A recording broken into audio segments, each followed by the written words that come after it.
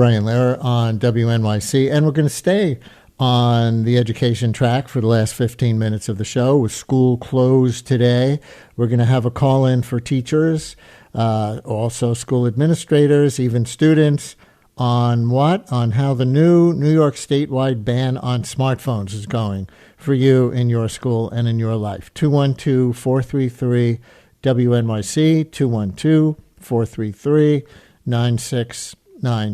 It's November 11th. You've been at it for a few months now.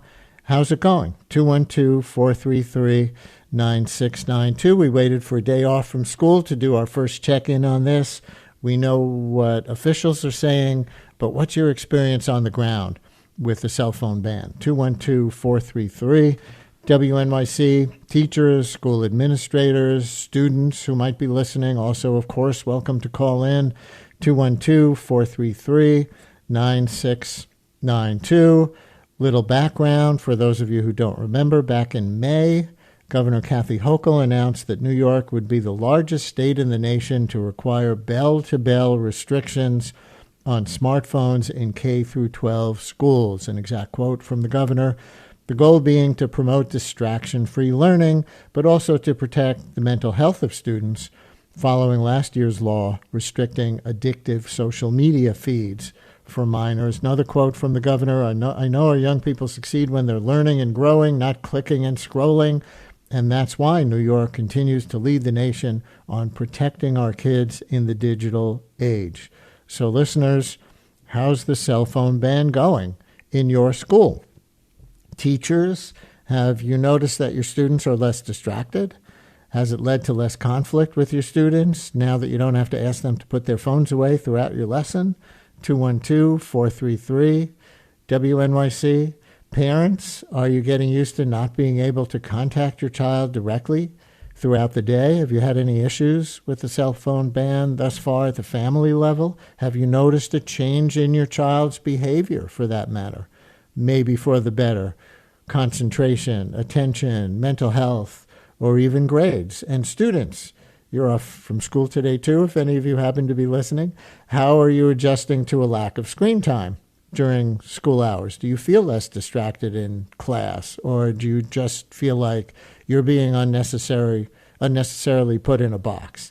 Have you noticed any improvement in your mental health, perhaps, or in your grades, or are you just finding this whole ban to be a nuisance? 212-433-WNYC, 433-9692. I know that the governor did give each individual school the authority to develop their own plans for storing smartphones every day. So school administrators, what are the rules at your school? How did you make this bell-to-bell cell phone ban work for your students and staff here in these early weeks? Do you collect the kids' phones at the start of the day? Do you have them store their phones in the lockers? What's the protocol? How's it working? Any of you parents, teachers, school administrators, students, your early reports on the cell phone ban, if it took place for the first time in your school in September, 212-433-9692. And you don't have to be in New York for this, but we know this just officially went into effect in New York. Maybe your school district somewhere else is doing the same thing in Jersey or Connecticut or wherever you are. We'll take your calls right after this.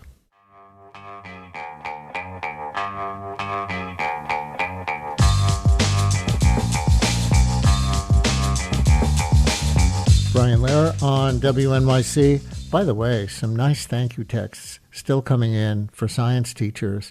One writes, for shout out to my co-teacher, Kelly, who planned a project in our 6th grade science class taking students outside to count and analyze the trees and other landscapes.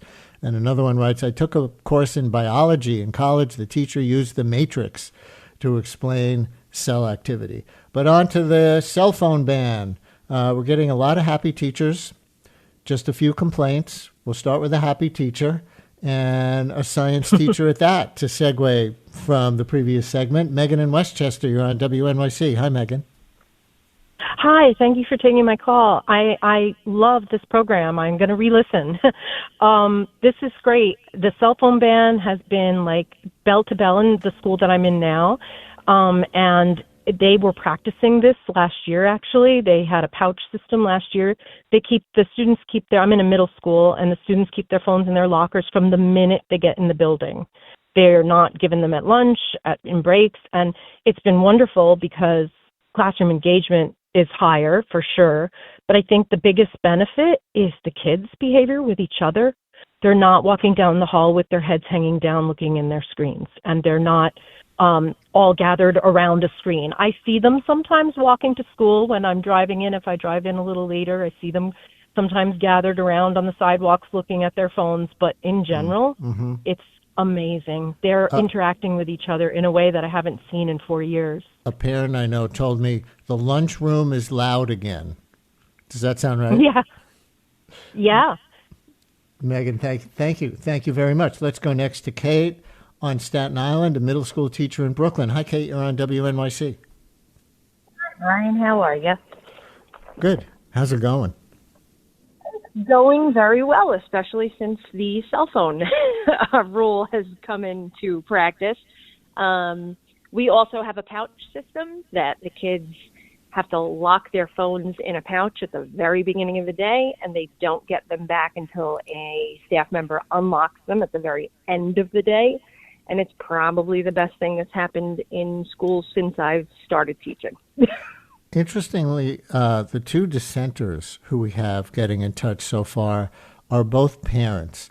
One of them writes a text, "I am the mom of a middle schooler, and I think this whole cell phone thing was a manufactured crisis. Nothing feels different at all. Schools were already on top of it." We're going to talk to another parent kind of on that track who's calling in a second. But have you heard any complaints from parents? I have not. I'm actually kind of surprised to hear that there are any. I assure you, in the school building, it is nothing but positive. Kate, thank you very much. And here's one of those parents, Alicia in Canesburg, New Jersey. You're on WNYC. Hello, Alicia. Hi, how are you? Good. How are you? What's your take? I am good. I am completely against anyone taking my kid's cell phone away for any reason. Because when I watched the news with this thing in Columbine and so many other school shootings, so many attacks in schools against the children and the teachers, the ones that sounded the alarms were the kids on their phones. They were the ones who were able to call 911. So as an emergency measure, even if all those other things that the teachers are saying are improvements are true, this trumps that for you. Am I understanding you right? Yes, it does, because I actually knew someone who was shot in Columbine. And I am just, I won't allow it. My kid has his phone. He has his phone. He will not use his phone. He has his phone. It is in his backpack. In case of emergency. Period. Alicia, thank you very much. Oh, and here's a student, a high school student from Baldwin, who I think doesn't like it either. Charles, you're on WNYC. Hey there, can you hear me? All right, yeah, I can hear you. In my opinion, I can understand the motives behind the phone ban. However, I can just say that the enforcement at my school, it just isn't working at all. Every day I see at least 10 or 20 people on their phones. I have no idea how these teachers can't see it, but it's everywhere. And it seems like every week the school staff, they keep on trying to add new measures. Like now they started searching people's bags for phones, which seems kind of illegal to me. What about our Fourth Amendment rights? So every day they keep on trying to add new policies, but people just keep on using their phones anyway. And even without the phones, students are still determined to get distracted. Like now, people are just playing Pokemon on their Chromebooks. They're watching movies in health class. I saw someone watching Deadpool. So I would just say that the phone ban has punished the innocent, and it's not, and the people who actually are using their phones, they're just keeping on using their phones. There is the Chromebook exception, which I didn't get into in the intro. But Charles, thank you very much. All right, there's one 15-year-old who knows what the Fourth Amendment is at least, right? Nate in Mahwah, you're on WNYC. Hi, Nate. Hey, Brian. I'm a teacher in New Jersey, and I just want to say this phone ban has been great. It has made the classroom's not perfect, but it has made the classroom much more tolerable without the risk of students being on their phones and possibly even recording you without your consent. Because I was in high school not too long ago, and believe me, the kids were fooling around all the time on their phones doing that. So I understand what the last caller was saying about being upset about the phone ban, but now that you actually become a teacher, you start to understand why. Let's put it that way.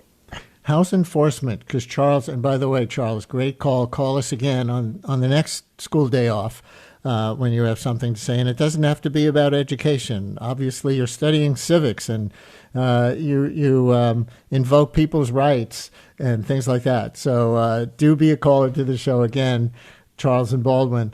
But Nate, for you, he talked about enforcement being almost impossible. What do you see? Well, in my school district, I teach in a middle school for reference. In my school district, we really don't have any problems with enforcement. I mean, sure, occasionally now and again, you'll see a kid who maybe brings like 2 phones to school and hands in a fake phone to the homeroom teacher. But honestly, we really don't have many problems with that. Right. The kids hand in their phones at the start of the day to their homerooms, and they get them back at the end.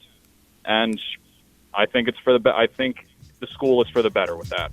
Thank you for your call. Teachers, parents, student, thank you for chiming in on this check-in on how the school cell phone ban is going so far. And that's the Brian Lehrer Show for today. Produced by Mary Croak, Lisa Allison, Amina Cerna, Carl Boisrond, and Esperanza Rosenbaum. Zach Goddard-Cohen produces our daily politics podcast. Our interns this term are Amanda DeJesus and Miranda Santos. Megan Ryan is the head of live radio, and we had Shayna Sengstock at the audio controls. I'm Brian Lehrer. Stay tuned for Allison.